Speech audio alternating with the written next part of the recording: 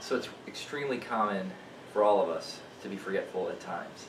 So sometimes we have difficulty remembering people's names.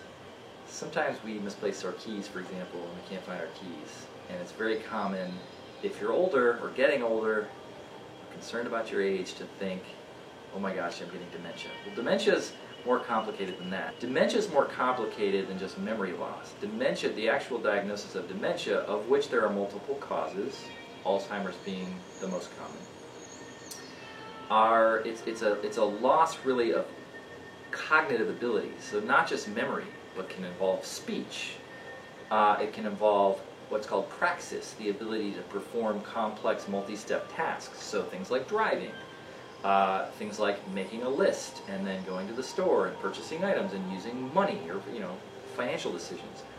Those are how dementia really robs our elders of their lives, and in many cases their dignity, because people who are autonomous individuals able to make decisions and interact with the daily world, I won't say suddenly, but are gradually no longer able to do that. Really ask a loved one, a family member, or somebody that knows you pretty well, and ask them if they notice a difference, either in your memory itself, like how frequently you think these things are occurring, because a number of slips on a repeated basis suggesting a real impaired performance.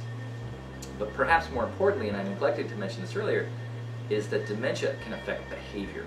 It's not just these, when I talk about cognitive domains, it also affects behavior. So things like mood, and irascibility or unpredictability with mood, but also emotional states. So very labile emotions can be part of dementia. But if someone that you love, or someone that loves you, or looks after you, or works with you, or knows you, or is in your family, they're concerned about your memory, your behavior, slip-ups, it is time to talk to a health professional at that point. But there are other forms of dementia. Parkinson's disease, which people do know about, is classically listed as a movement disorder, but there is a dementia component to Parkinson's because it causes a degeneration of a specific part of the brain. There's also something called Pick's disease, or Pick's frontotemporal dementia, which again affects specific parts of the brain, but can lead to the characteristic pattern of dementia, which impacts memory, speech, and behavior as well. The way we do testing is twofold. One is they do imaging, which is usually an MRI study, an MRI of the brain. Everyone's pretty familiar with that.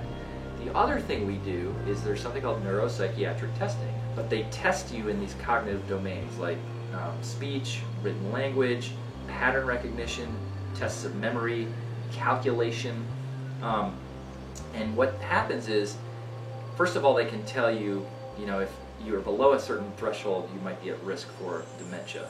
If you're above a certain threshold, you're fine and you're just having normal aging. Below that, you might have what's called mild cognitive impairment, and then below that would be the dementia. It's that disruption of the cellular architecture that leads to faulty memory, poor decision making, loss of speech. Shy of that, the only other way to diagnose specifically A, dementia, and B, what type of dementia, is to do a brain biopsy, which is obviously not something that's taken lightly and only very rarely done.